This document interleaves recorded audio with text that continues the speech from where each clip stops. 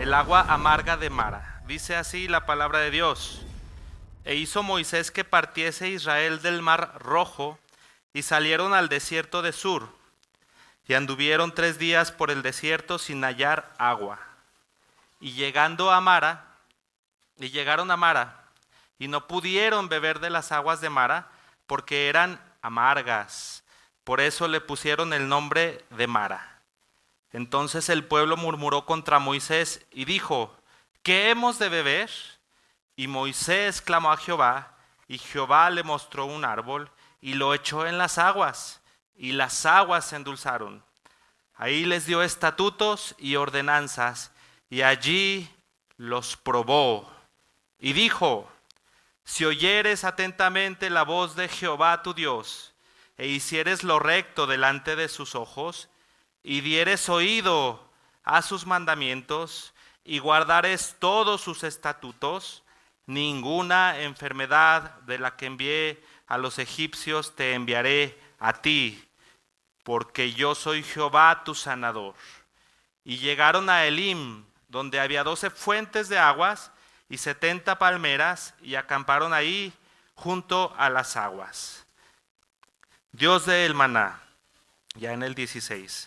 Partió luego de Elim toda la congregación de los hijos de Israel, y vino al desierto de Sin, que está entre Elim y Sinaí, a los 15 días del segundo mes, después que salieron de la tierra de Egipto. Y toda la congregación de los hijos de Israel murmuró contra Moisés y Aarón en el desierto, y les decían los hijos de Israel: ojalá hubiéramos muerto por mano de Jehová en la tierra de Egipto, cuando nos sentábamos a las ollas de carne, cuando comíamos pan hasta saciarnos, pues nos habéis sacado a este desierto para matar de hambre a toda esta multitud.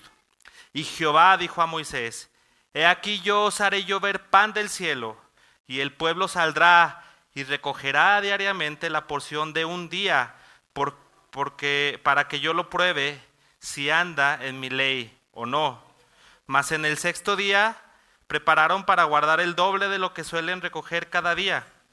Entonces dijeron Moisés y Aarón a todos los hijos de Israel: en la tarde sabréis que Jehová os ha sacado de la tierra de Egipto, y a la mañana veréis la gloria de Jehová, porque él ha oído vuestras murmuraciones contra Jehová. Porque nosotros, ¿qué somos para que vosotros murmuréis contra nosotros? Dijo también Moisés: Jehová os dará en la tarde carne para comer, y en la mañana pan hasta saciaros, porque Jehová ha oído vuestras murmuraciones con que habéis murmurado contra él. Porque nosotros, dice otra vez Moisés, ¿qué somos? Vuestras murmuraciones no son contra nosotros, sino contra Jehová.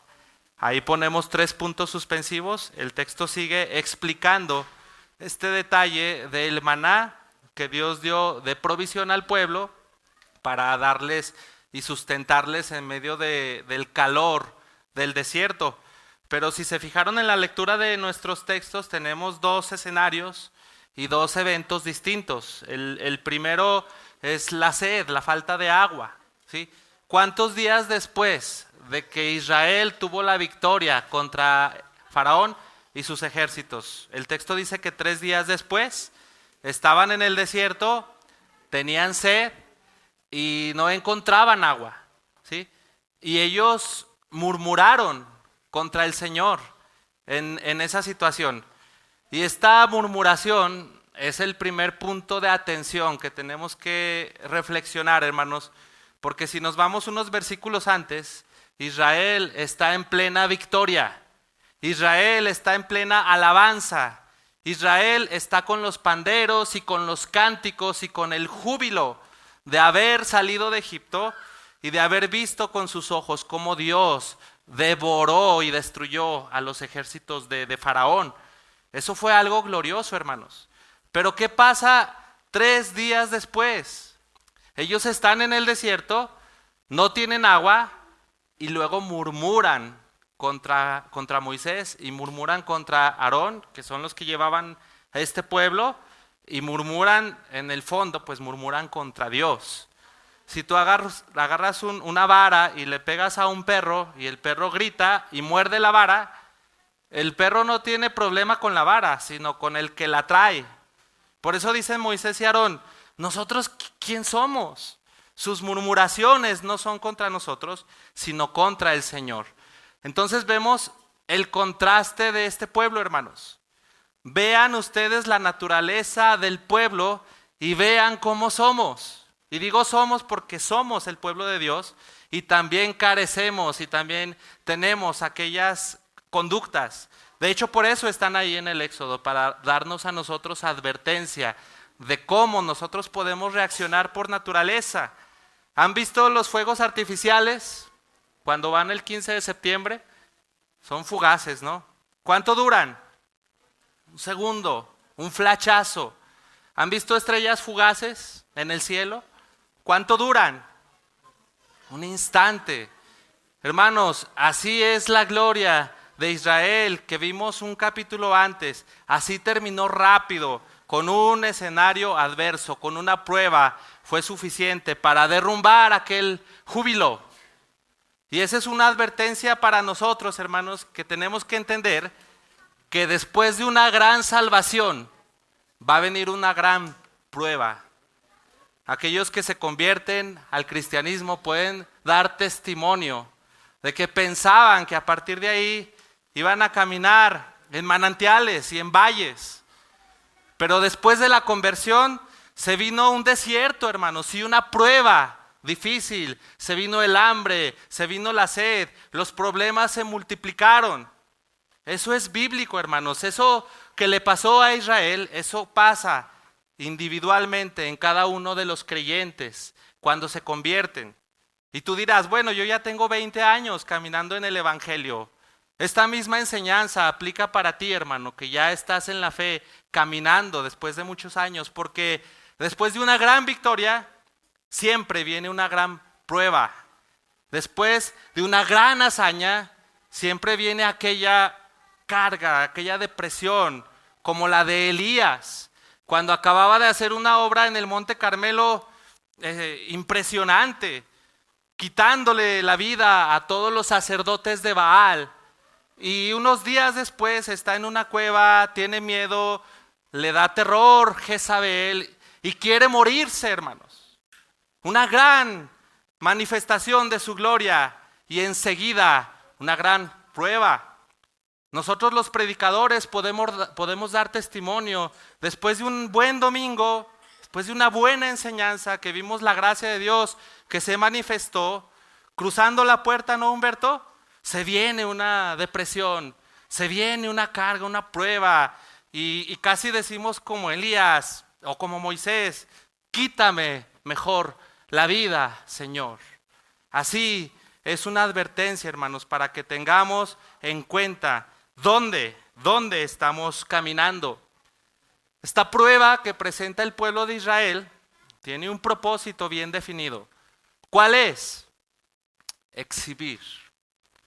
Dios pone prueba, ¿para qué? Ahí pareciera en el canto de María y de Moisés que el pueblo ya tiene todo el conocimiento, ya vio el poder de Dios, ya vio su autoridad, ya vio que aquel Señor que destruyó a Faraón los está protegiendo. Tienen el conocimiento para ya llegar a la tierra donde fluye la leche y la miel. Pero no, el Señor dice, no están listos. Voy a poner una prueba para exhibirlos. ¿Y qué pasó? Fueron exhibidos. Se quejaron. Olvidaron todo lo que Dios había hecho. Olvidaron las 10 plagas. Olvidaron la liberación gloriosa por una pequeña prueba que Dios les puso. Pero así es Dios, hermanos. El Dios fiel, dice un salmo, prueba la mente y el corazón. Hoy, ¿qué te dice el Señor? Prepárate, porque vas a ser probado. Prepárate porque vas a enfrentar el desierto. Prepárate porque el calor estará fuerte, tus pies van a pisar sobre arena caliente y porque vas a tener sed y vas a tener hambre y vas a depender de mí. Prepárate. Y dirán algunos, pues a mí me va bien, pues mi vida está bien, me va bien económicamente, tengo salud. Si eres cristiano, no hay tal cosa como una vida tranquila. La prosperidad también tiene vientos fuertes, decía Spurgeon. Inclusive decía Spurgeon que en la prosperidad los vientos eran más fuertes que en la necesidad. Hay prueba, hermano, hay reto.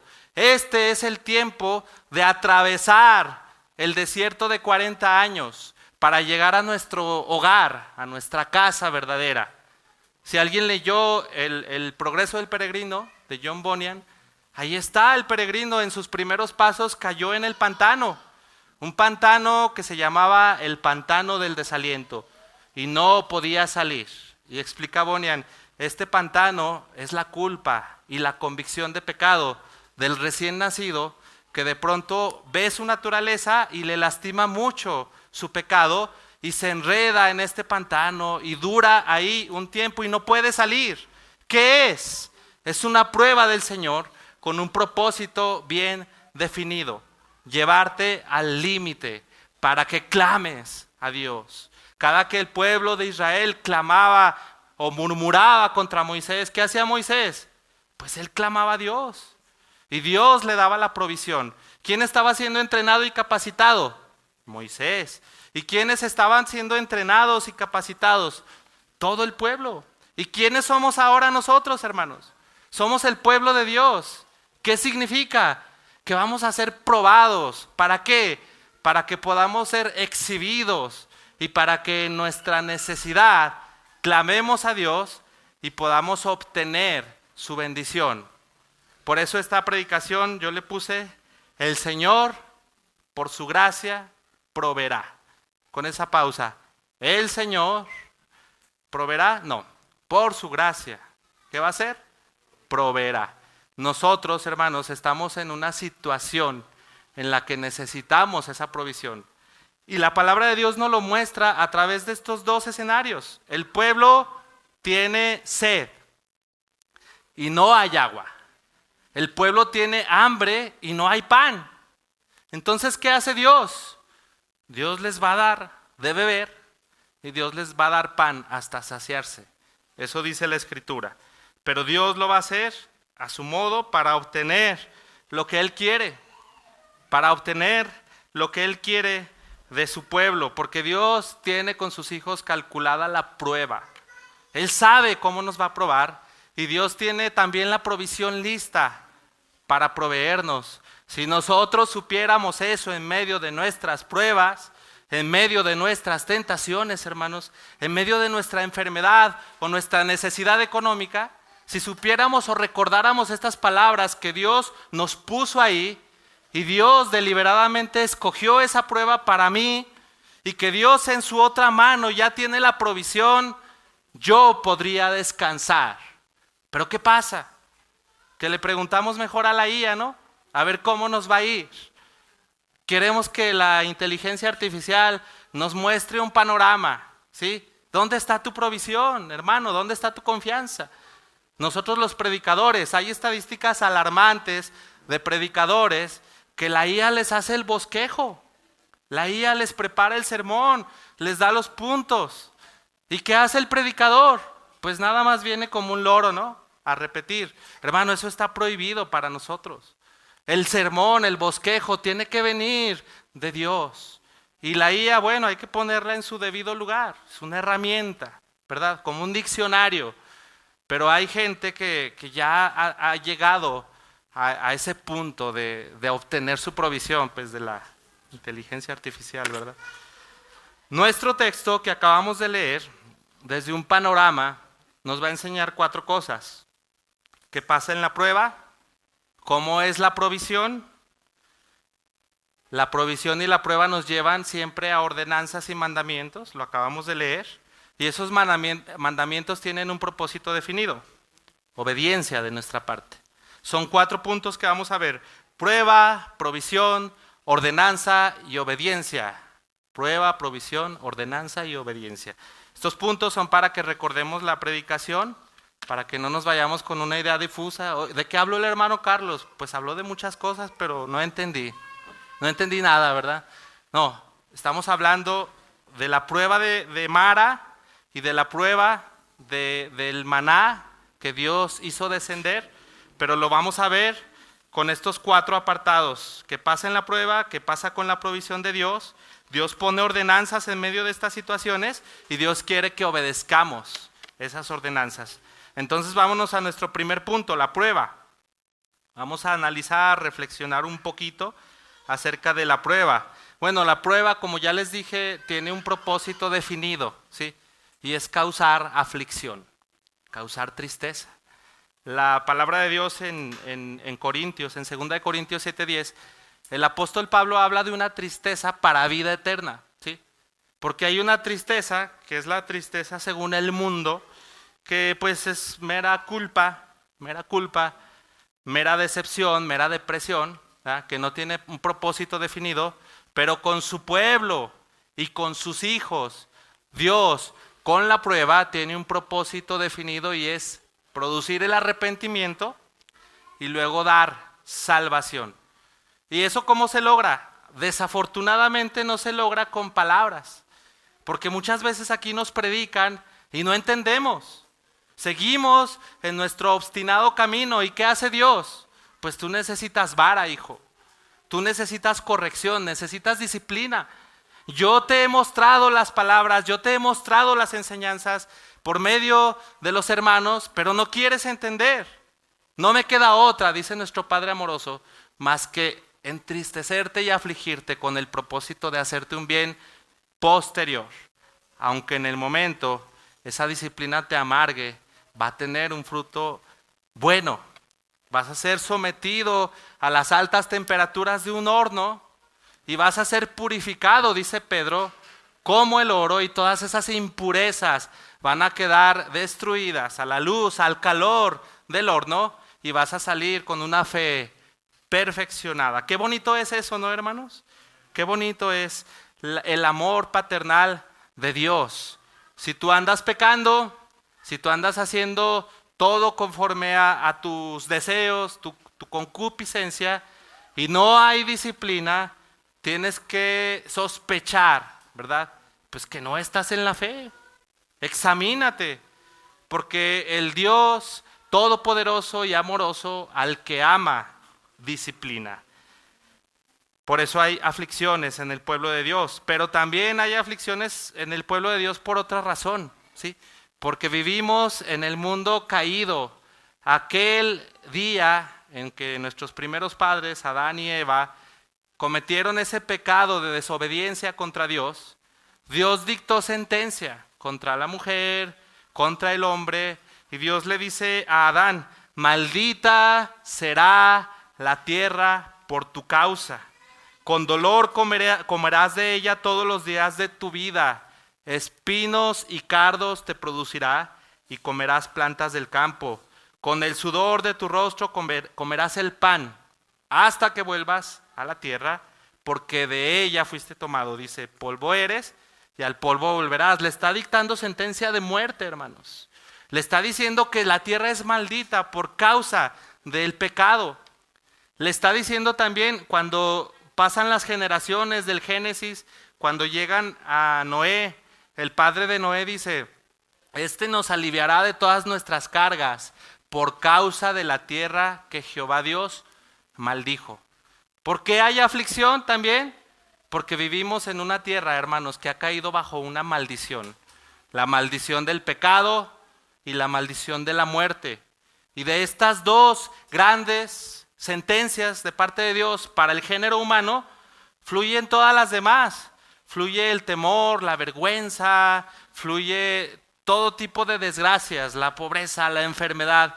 Todo tiene su origen en eso que dictó Dios en el principio, en el Génesis, y también eso nos trae muchas aflicciones. No sé si habían pensado, pero dicen que la persona que pierde un hijo, pues es el dolor más desgarrador que pueda haber. Y Adán y Eva sufrieron eso. Ellos perdieron a Abel, tuvieron esa desgarradora experiencia. ¿De dónde se deriva? Pues de la maldición primaria. Entró el pecado, entró la muerte y se abrió la caja de Pandora, dicen por ahí, ¿verdad?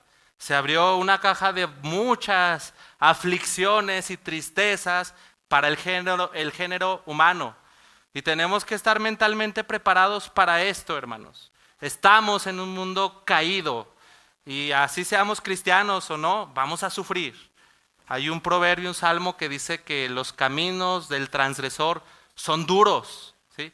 También el pecador va a sufrir, pero nosotros vamos a sufrir, los hijos de Dios, con propósito. Hay una cita de Lewis que dice, el Hijo de Dios vino a padecer y a sufrir por nosotros, para que nosotros padeciéramos y sufriéramos como Él. El Señor vino a sufrir en la cruz con un propósito bien definido, mirando hacia la resurrección, mirando hacia la gloria que tuvo antes de descender a la tierra. Y nosotros sin Cristo pues sufríamos sin sentido. Era sufrimiento por sufrir nada más, por deporte, ¿verdad? Pero el Señor cuando nos pone a su lado y cuando somos unidos a Cristo, hermanos, ya nuestro sufrimiento es como el del Señor. Ya nosotros tenemos un destino glorioso, les predicaba la vez pasada, en el que vamos a levantarnos del polvo. Nuestro sufrimiento en Cristo, hermanos, tiene sentido, tiene sentido. Entonces, pues estamos en el mundo caído, que no es el infierno, pero tampoco es el cielo. No es sufrimiento todo, ¿sí? Hasta los impíos tienen deleites, ¿verdad, Humberto? Y también los hijos de Dios tienen amarguras y tienen tristezas. Nuestra vida es una fuente de la que están brotando constantemente alegrías y tristezas, ¿verdad? Hay unos que por temperamento se inclinan más a la tristeza y hay otros que por temperamento se inclinan más hacia la alegría, ¿verdad? Entonces, ahí tenemos nosotros un escenario en el que podemos experimentar así como esa, pues se puede decir, mutabilidad. Somos cambiantes en nuestro ánimo, en nuestras diferentes etapas. El ser humano siempre está cambiando, pero tenemos un Dios, hermanos, y ese Dios tiene un atributo. ¿Les digo cuál es? Su inmutabilidad. Dios es inmutable. ¿Qué significa? Dios nunca cambia. Él siempre tiene definida una línea recta para nosotros. Y eso debería de alegrarnos, hermanos. Dios no es de que ahorita te salva y mañana te condena. Dios dice que si comienza la buena obra contigo, la va a terminar y la va a perfeccionar. Dios dice que si te tomó en su mano, nadie te va a arrebatar de su mano. Ni la vida, ni la muerte, ni lo ancho, ni lo profundo, ni lo presente, ni lo porvenir, ninguna cosa creada, hermano, te podrá separar del amor de Dios que es en Cristo Jesús. Hermano, tú estás seguro en el hueco de su mano. Sufres tentación, sufres pecado, sufres pruebas, sufres desánimo. Dios es inmutable, Dios no cambia. Estás seguro, hermano, eres salvo, alcanzaste salvación, tienes vida eterna. Y eso es glorioso, hermano, porque nuestro Dios no va a cambiar de opinión con respecto a lo que decidió hacer contigo. No va a cambiar de opinión. Tú sí puedes cambiar de opinión. El día de mañana puede venir a tu vida un deseo muy fuerte y puedes tomar la decisión de ya no ser cristiano. Puedes decir, no, y empezar a debatir, ¿no? Para justificar ese pecado, alejarte de Dios. ¿Y qué pasó? Ese hermano que era tan ferviente y hasta predicaba y cantaba, ¿qué le pasó? Ya anda en el mundo. Pues cambió de opinión, ¿verdad? Pero cuidado, porque si tú fuiste escogido por Dios desde antes de la fundación del mundo, vas a regresar, aunque así como por fuego, dice el Señor. Porque el Señor está dispuesto a destruir este cuerpo con tal de salvar tu vida eterna. Entonces, ándale, cambia de opinión, vete a ver cómo te va. ¿Quieres hacer eso, hermano? ¿Quieres cometer esa necedad? O mejor obedeces, ¿verdad? Entonces, la palabra de Dios nos dice que por ahí en Génesis nos habla de las primeras hambres que vinieron a la tierra. Y estamos hablando de que el Señor proveerá, ¿no? Dio provisión con el agua de Mara y dio provisión con el pan en el desierto. Estas hambres o estas hambrunas son parte pues del mundo caído, hermanos. Y Dios nos provee en medio de esas hambrunas. Pero ¿Por qué vienen estas hambres? Y también Dios en Génesis 8 dijo, mientras la tierra permanezca, no cesarán la sementera, la siega, el frío, el calor, el verano, el invierno, el día, la noche.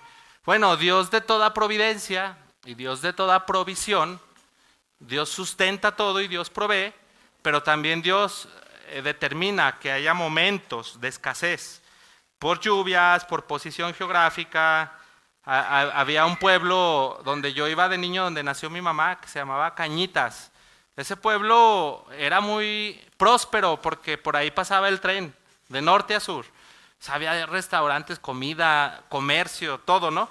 Pero llegó un partido político que quitó el tren de pasajeros y se quedó muerto ese pueblo.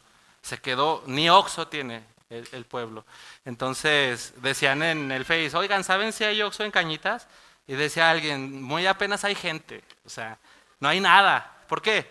Porque esa posición geográfica tenía algo que lo favorecía, pues de pronto eso que lo favorecía dejó de ser.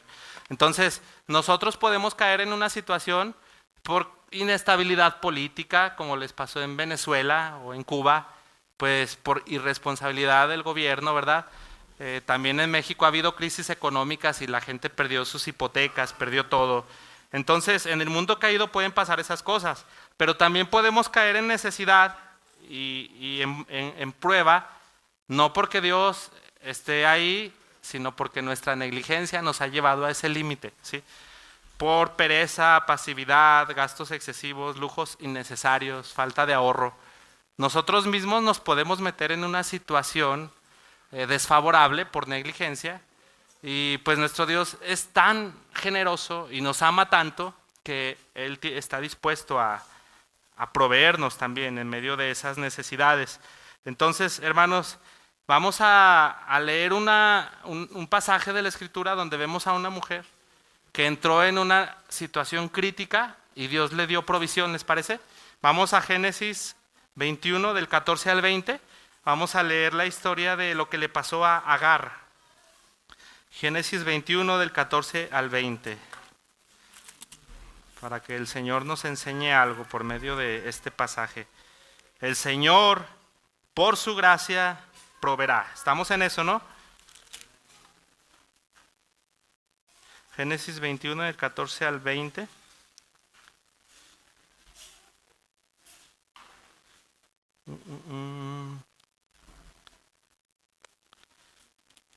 No, creo que estoy mal. Queremos ver,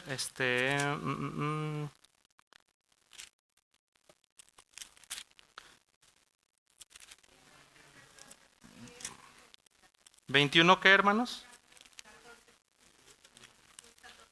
¿Sí es 14? Génesis 21, 14. A ver, ¿me dan la cita? Génesis capítulo 21, versículo 14. Ah, no, sí estoy bien, sí estoy bien.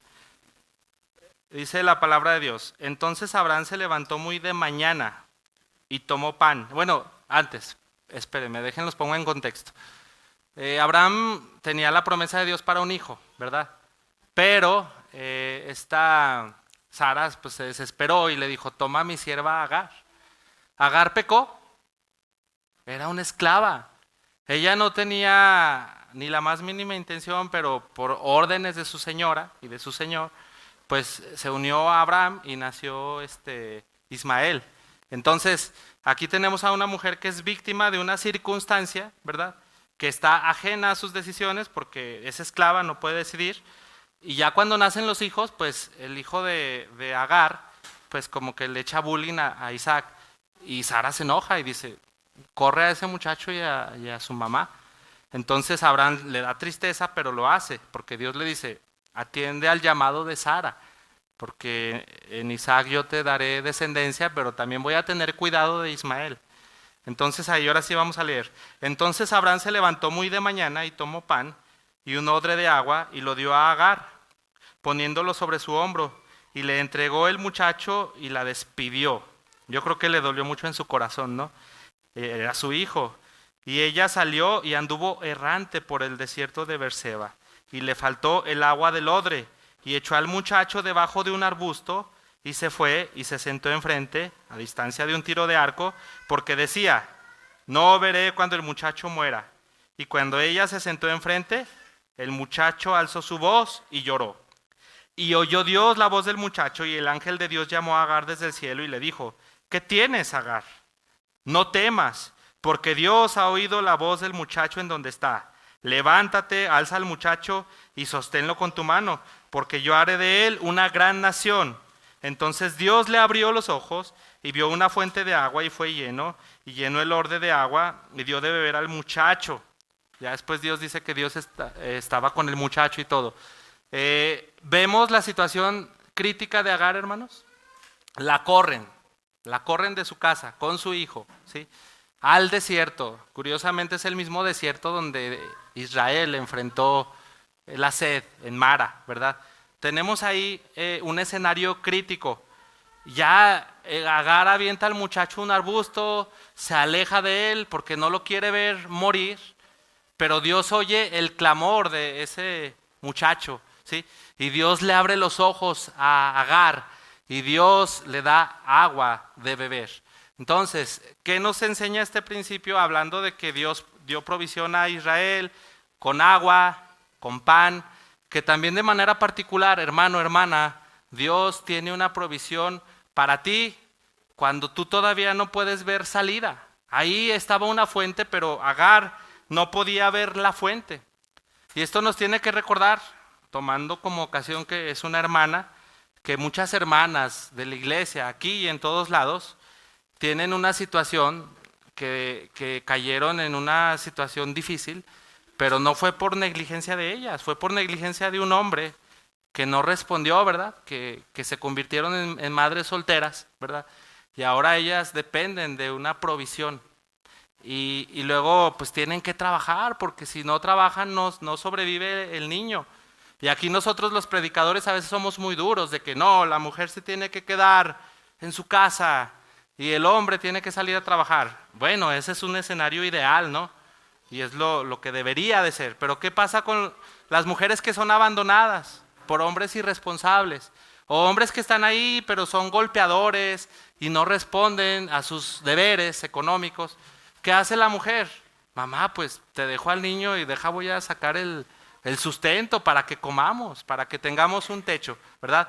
¿Qué hacer? Bueno, hermanas, las que tienen el privilegio de tener a su esposo y que su esposo es un proveedor, pues hay que ser tiernas y amorosas con aquellas hermanas que tienen que salir a trabajar.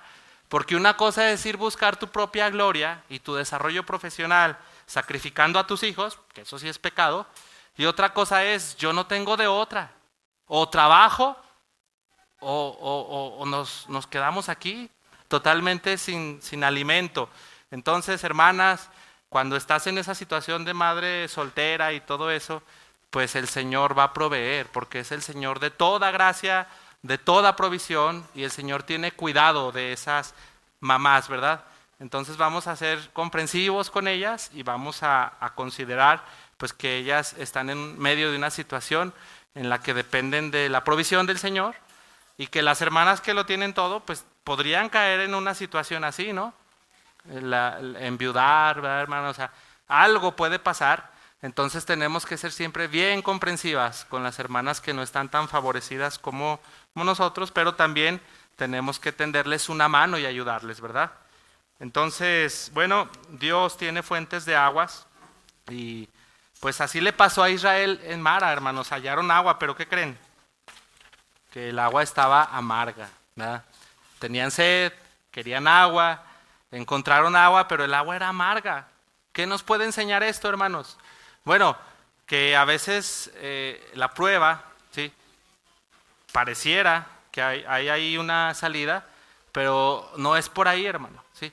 A veces el Señor nos da una lección cuando nosotros queremos tanto algo, los jóvenes, ¿verdad? Yo quiero esa muchacha, yo la amo, yo me voy a casar con ella. Y Dios te da el agua, ¿verdad?, que estás pidiendo, pero era amarga. Ya cuando te casas dices, chin, no, yo no le conocía el rostro de que es bien enojona. Yo no sabía que pegaba. Yo no sabía que esa mujer rasguñaba. Ahí está tu Mara, ¿verdad? Tú tenías sed Dios dijo, ándele pues, mijo, ahí está. Y pues resulta que el agua estaba amarga. Entonces, ahí pues podemos ver curiosamente cómo Dios también a veces nos lleva de una prueba a otra, pero es para que ejercitemos la paciencia y para que podamos entender que las pruebas van a ir en serie. Va a haber una tras otra y dice la misma palabra de Dios, no os sorprenda que os encontréis en diversas pruebas. Entonces, ¿qué saca a relucir la prueba, hermanos? ¿Qué exhibe? ¿Qué es lo primero que hicieron Israel cuando tenían hambre y cuando tenían sed? Murmuraron, ¿verdad? Murmurar, dice Spurgeon que esta palabra, pues muchas palabras tienen un sentido etimológico, ¿verdad? Un prefijo, un sufijo, una palabra compuesta que tiene un significado. Pero dicen que murmurar no tiene ningún significado más que el de las vacas. ¿Qué hacen las vacas? Mullan, ¿verdad? ¿Qué hacen los becerros? Ve. Dicen los hermanos, es una naturaleza que tenemos de quejarnos, de murmurar ante la prueba.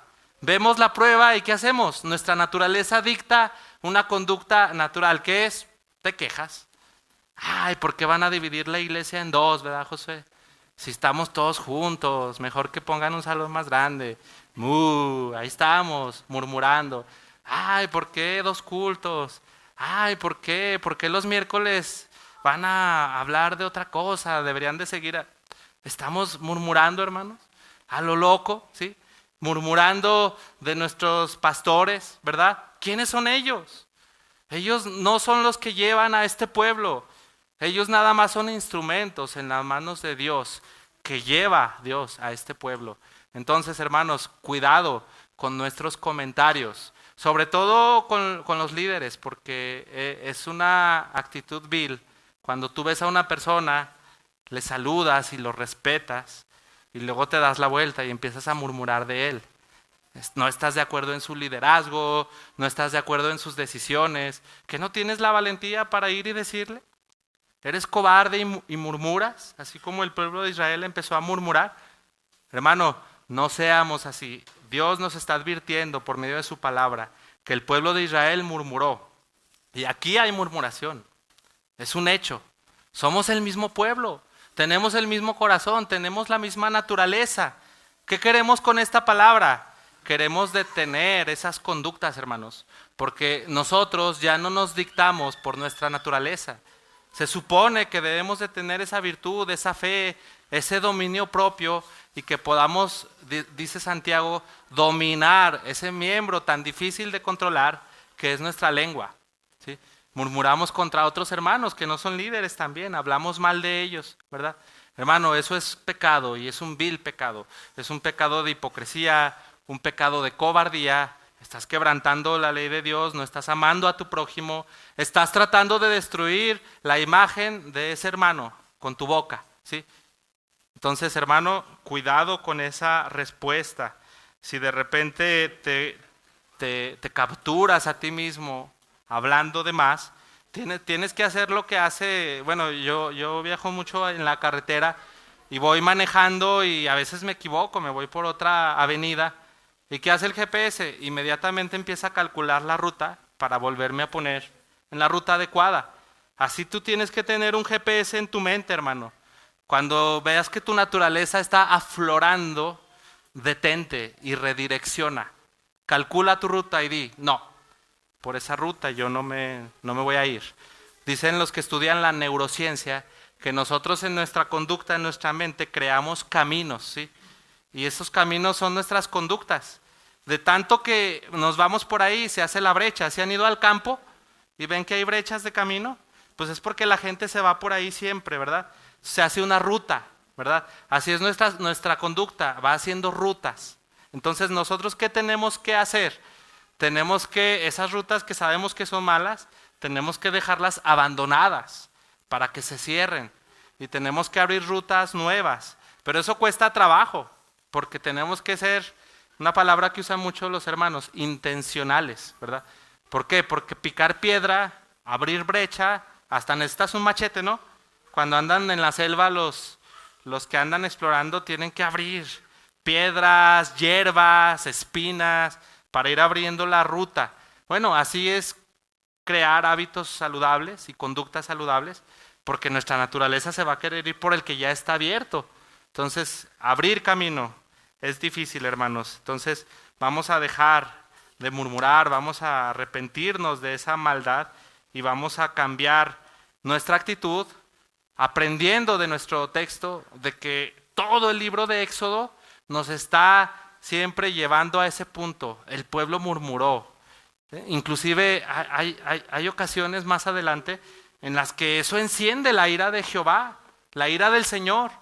Más adelante en Levítico, me parece, ellos empiezan a murmurar, los hebreos, y dicen: es que en Egipto comíamos vegetales y comíamos carne, y aquí solo tenemos este maná. Menospreciaron el maná. ¿Y qué pasó? Dios dijo: quieren carne, ok, van a tener carne. Entonces se viene una inmensa parvada de codornices. Y dice la palabra de Dios que cuando ellos todavía estaban masticando la carne, vino sobre ellos una plaga mortal y los exterminó. ¿Qué pasa? Que la murmuración no es un pecado ligero, hermanos. La ira de Dios viene sobre los hijos de desobediencia, como dice Pablo. Pablo está hablando de fornicaciones, de malos pensamientos, de avaricia, ¿verdad? Pues aquí podemos agregar que la ira de Dios viene, y la Escritura nos lo dice, también por causa de la murmuración, hermanos. Entonces yo los animo a que tengan temor del Señor y consideren que tenemos que frenar nuestra lengua cuando somos tentados a murmurar. Entonces ahí tenemos pues más o menos lo que exhibe la prueba, ¿verdad? Pero en medio de la prueba Dios da ordenanzas. Dios le dice al pueblo de Dios: recojan diariamente la porción del día, del maná. Les dice: el sexto día prepararán para guardar el doble, según lo que puedan comer. Les dice: un gomer por cabeza. Les da muchas instrucciones el Señor a los hebreos para que ellos entiendan, ¿verdad?, que aparte de la prueba y la provisión, también Dios quiere poner sus mandamientos para que sus mandamientos sean debidamente obedecidos, ¿verdad? Eso pasa con Israel en el desierto con el maná, pero tenemos que trasladarlo también a nuestro escenario. Eso pasa también hoy con ¿quién es nuestro maná? ¿Quién es nuestro pan? ¿Quién es nuestra fuente de aguas? El Señor Jesucristo, ¿verdad? Y el Señor Jesucristo también da muchos mandamientos específicos, hermanos. Juan 13, que os améis unos a otros. ¿Murmurar contra tu hermano es amarlo? Dice el Señor: si me amáis, guardad mis mandamientos. ¿Sí? Andar quebrantando la ley de Dios, ¿eso es amar a Dios o es aborrecerlo? ¿Sí? El que dice que me ama y no guarda mis mandamientos es un mentiroso. Permanecer en la vid, dice el Señor: yo soy la vid, vosotros los pámpanos. ¿Cuántos días dejas pasar en la semana después del domingo para abrir tu Biblia, hermano? ¿Cuántos días? Llegas el domingo a tu casa y dices: bueno, ya fue suficiente de lo espiritual por hoy. Voy a ver la tele, voy a descansar, voy a jugar fútbol. El lunes te vas a trabajar, empiezas tu rutina. ¿Cuántos días dejas pasar, hermano, para poder abrir tu Biblia? Para leer un salmo y meditarlo, para leer el Evangelio de manera sistemática, capítulo 1, capítulo 2, capítulo 3, hasta que termina. Hermano, ¿estás obedeciendo a Dios y sus mandamientos?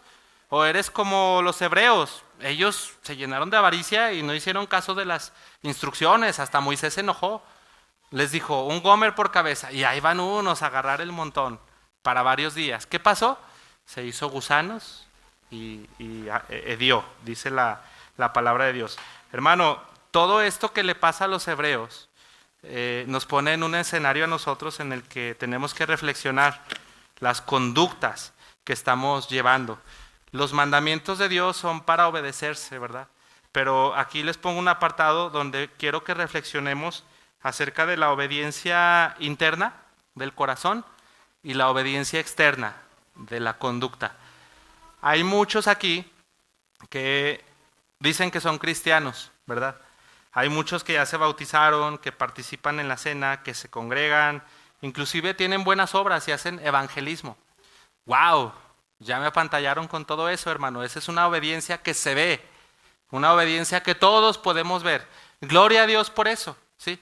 Eso es bueno.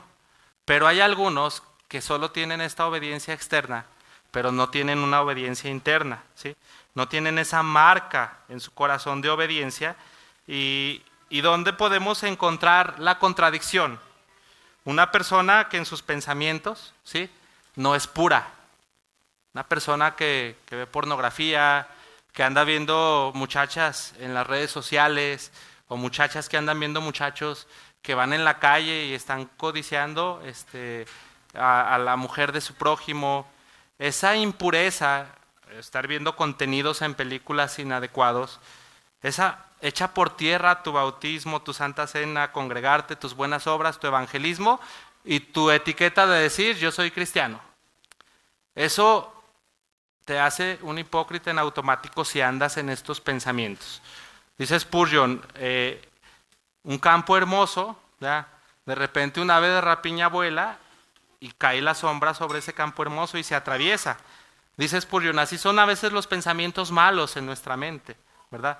Pero también otro hermano, ya nadie sabe quién lo dijo porque muchos han dicho que Lutero, pero, o sea, los pájaros rondan pero no hacen sus nidos, ¿verdad?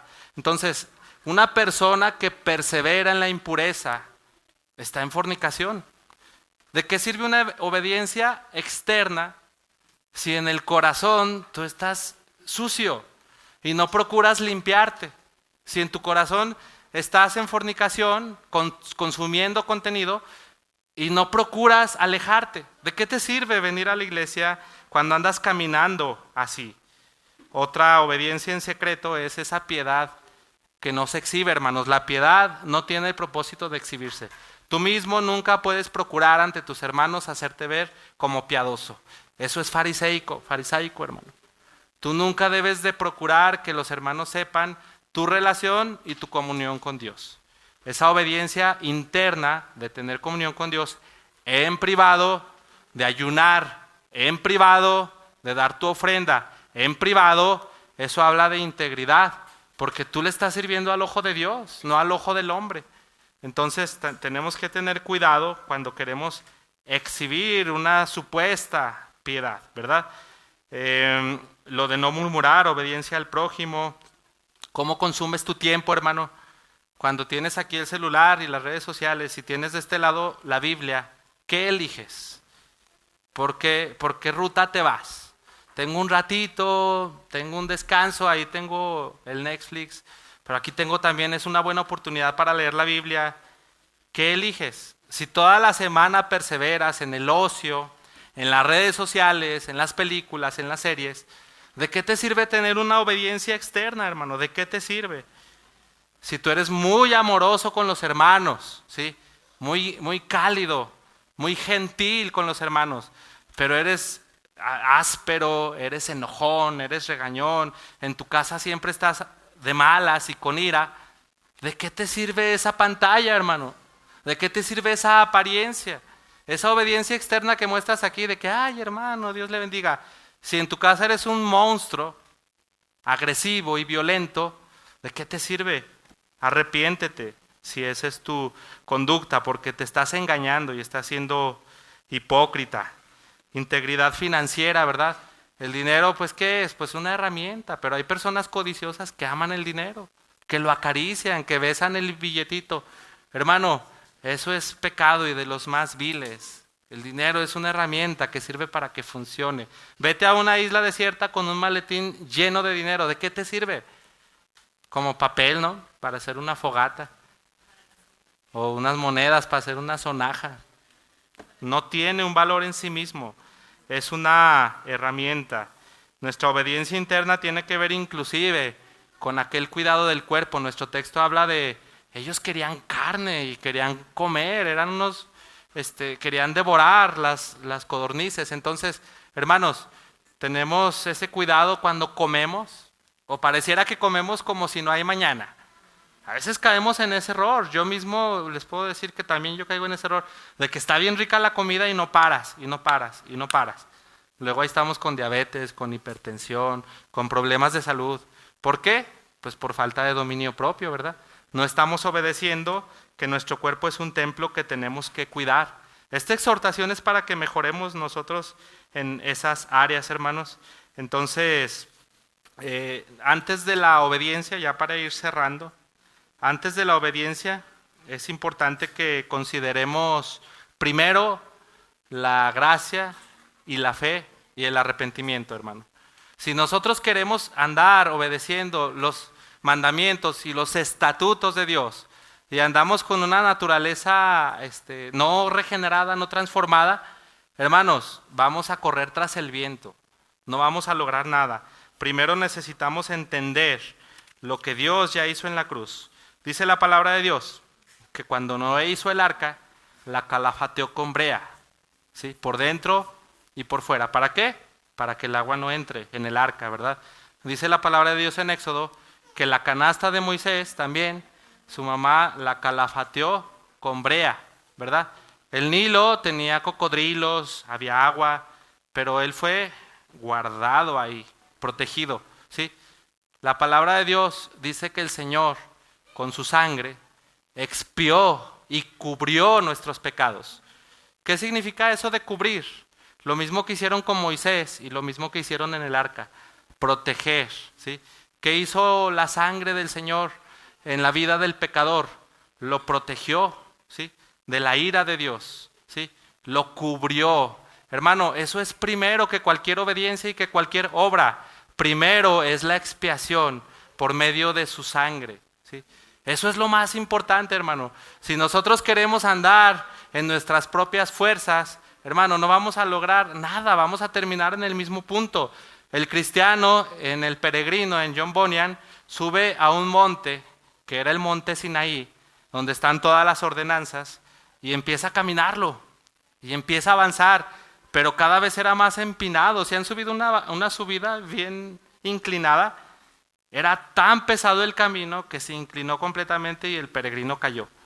Y se acercó el evangelista y le dijo: hermano cristiano, es que por ahí no es por la ley, no es por medio de la ley que vas a ser justificado, es por medio de la fe, por medio de la gracia, por medio de la sangre, por medio de la cruz, por medio de la redención.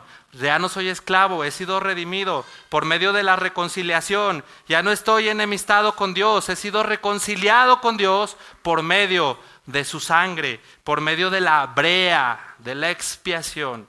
Esa brea era como la sábila de los árboles calentada y ya no se metía nada, hermanos. La sangre de Cristo nos cubre.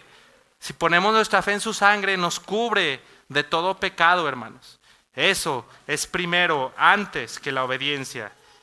¿Y qué podemos concluir del maná y del agua? No podemos llegar a otro sitio, hermanos. El agua viva la tiene nuestro Señor Jesucristo y Él es el pan de vida. Él es el pan que nos sacia. Hermano, ¿tú crees que pase un día de tu vida sin que cometas un pecado? Todos los días pecas, ¿no? ¿Qué le dijo Dios al pueblo de Israel? Todos los días vas a salir por tu porción de ese maná. Hermano, todos los días necesitas inclinarte delante del Señor. Dice la palabra de Dios en el libro de Juan que estas cosas, dice, se las escribo para que no pequen. Pero si alguno hubiere pecado, abogado tenemos para con el Padre, a Jesucristo el justo. Él es la propiciación por nuestros pecados, hermanos. Todos los días necesitas ese maná. Todos los días necesitas inclinarte delante de la cruz y decir: he pecado, Señor. Necesito tu perdón, necesito que me cubras, que calafatees mi alma con brea, con tu preciosa sangre, porque soy reo de juicio. Hay decretos en mi contra, mi conducta me lleva a pecar contra Dios. Señor, necesito que me cubras, necesito que seas mi abogado. ¿Y qué creen que va a pasar? El Señor, por su gracia, proveerá. Porque el Señor tiene abundante riqueza, hermano. ¿Cuántos años alimentó al pueblo de Israel en el desierto con el maná? 40. ¿Era un grupo como este? Hermano, no, eran miles y miles de peregrinos en el desierto que fueron alimentados por esas provisiones de maná del cielo. El ser humano obtiene su alimento de la tierra, ¿no? Salen los árboles, las plantas. Hermano, Israel fue alimentado del cielo, al revés. ¿Y se acabaron esas provisiones en esos 40 años? Hay gracia suficiente, hermano, hay perdón suficiente. ¿Tienes pecados muy grandes, pecador, inconverso? Hay gracia suficiente. Creyente, ¿la estás pasando mal? ¿Estás con la fe a prueba? El Señor te recibe. Hay gracia suficiente. Su sangre perdona todo pecado. Es poderoso, es abundante en provisión. El Señor, hermanos, por su gracia proveerá. ¿Cuál es el problema fundamental de todo ser humano? Sus mentiras, sus fornicaciones, su avaricia, su ira. Todos los días el ser humano peca. ¿Cuál es la provisión que necesitamos? Su justicia, el perdón de pecados. Hermanos, por ahí deberíamos de empezar. Dice el Señor en 6:34, yo soy el pan de vida. El que a mí viene nunca tendrá hambre, y el que en mí cree no tendrá sed jamás. Los hebreos comieron el maná en el desierto, ¿y qué pasó? Murieron, ¿sí? Pero el que coma del agua, de la fuente de agua viva, ¿sí? El que coma de su sangre y el que coma de su carne y beba de su sangre, tiene vida eterna, hermanos. Eso es lo más importante. ¿Para qué está ahí ese relato del Éxodo? Para que nosotros podamos entender que cada día necesitamos la provisión de su perdón. Que cada día, y les vuelvo a decir, no dejen pasar días, hermanos, sin que lean su Biblia. No dejen pasar días sin meditar en su palabra, hermanos. Es amargo como las aguas de Mara, estar en este mundo lleno de vanidad. Ahí dice Salomón en Eclesiastés, pues yo aborrecí la vida, porque encontré que todo lo que se hacía debajo del sol me era fastidioso. ¿Era pobre Salomón? ¿Era torpe Salomón? Tenía un intelecto privilegiado, tenía un reino, tenía sirvientes y sirvientas. ¿Cuántas mujeres tenía Salomón? Tenía muchas mujeres y ahí está. Y él dijo, aborrecí por tanto la vida. Hermano, ¿crees que con la prosperidad vas a tener satisfacción? Todo es vanidad y aflicción de espíritu, hermano. Lo único que necesitas es ese maná del cielo. Necesitas a Cristo. Es tu única necesidad. Ahí está la paz. Ahí está el descanso, hermano. Solo en Cristo, solo en Él. Lejos esté de mí gloriarme en otra cosa que no sea la cruz de nuestro Señor Jesucristo. Dice Pablo, por quien el mundo me es crucificado a mí y yo al mundo. Hermano, Él es nuestra gloria, su cruz es nuestra gloria, su pan, su palabra es nuestro pan. Hermano, tenemos que caminar diferente, tenemos que arrepentirnos de andar vagando en la vanidad de nuestros pensamientos y pues hoy el Señor, por su gracia, nos proveerá. ¿Qué necesitamos? Perdón de pecados, hay provisión. ¿Necesitamos fe? Pídala al Señor. ¿Necesitamos arrepentimiento y no entendemos? Bueno, el Señor va a proveer aquella prueba para hacernos despertar, para hacernos reaccionar, como el hijo pródigo cuando tuvo una gran hambre, ¿verdad? Entonces, hermanos, el Dios de toda gracia nos va a proveer, pero hay muchas formas en que lo va a hacer. Entonces, hermano, cambia tu actitud, camina diferente, hermanos. Hay que arrepentirnos. Ese es el llamado de Dios para hoy. ¿Arrepentirnos de qué? De no estar unidos al alimento, ¿sí? Y a la fuente de agua viva.